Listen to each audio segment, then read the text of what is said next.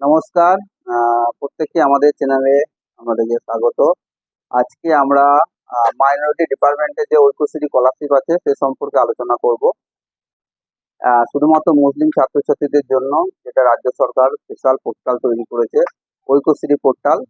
সেই পোর্টালের মাধ্যমে মাইনরিটি ছাত্রছাত্রীরা অ্যাপ্লাই করতে পারবেন। মাইনরিটি সম্প্রদায় যারা আছে, মুসলিম থেকে শুরু করে অন্যান্য সম্প্রদায়, বিশেষ করে মাইনরিটি আমাদের মুসলিম সম্প্রদায়েই বেশি আছে। ঐক্যশ্রী স্কলারশিপ 4টে পার্টে আছে। প্রথমে তোমাদেরকে জানতে হবে কি কি পার্ট আছে ঐক্যশ্রী স্কলারশিপে। প্রথম পার্ট হচ্ছে প্রি মেট্রিক স্কলারশিপ, যেটা আহ, প্রথম শ্রেণী থেকে একবারে ক্লাস 10 অবধি ঐক্যশ্রী স্কলারশিপটা কিভাবে করা যায়। এই স্কলারশিপটা প্রথম শ্রেণী এবং যারা নতুন করবে তাদের একমাত্র ঐক্যশ্রী পোর্টালে গিয়ে নতুন ভাবে করতে হবে। করার জন্য কি কি ডকুমেন্টস লাগবে? প্রথমত তোমার আধার কার্ডের জেরক্স, ব্যাংকের বইয়ের জেরক্স, জন্ম সার্টিফিকেট, স্কুলের বাংলা শিক্ষার আইডি।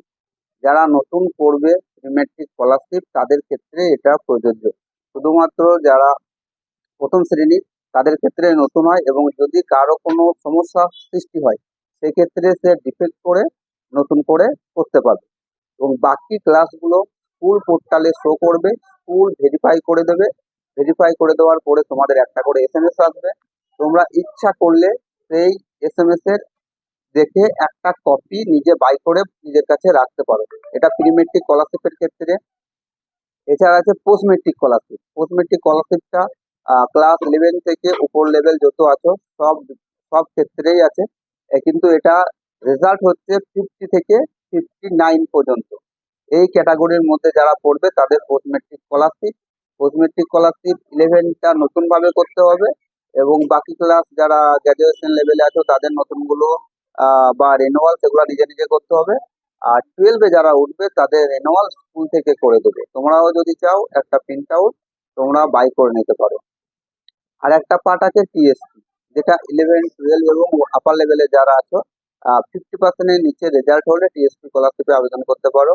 এটাও তোমরা নতুনগুলো নিজে থেকে করতে হবে এবং রিনিউয়ালটা স্কুল করে দেবে। এবং কলেজ লেভেলে যারা আছো তাদেরকে নিজে নিজে করতে হবে। তারপরে হচ্ছে আমাদের Swami Vivekananda merit cum means scholarship.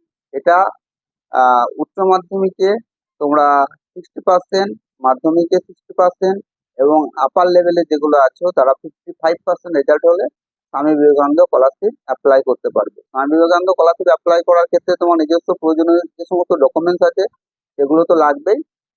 সাথে তোমাকে একটা বিডিও সার্টিফিকেটের জন্য আবেদন করতে হবে, এবং প্রিন্সিপালের একটা সার্টিফিকেট বেরোবে। সেই সার্টিফিকেটে প্রিন্সিপালের সই করে তোমরা সমস্ত কপি রেডি করে প্রতিটা স্কলারশিপ এর হার্ড কপি তুমি যেখানে পড়ো সেখানে জমা দিতে হবে। ধন্যবাদ।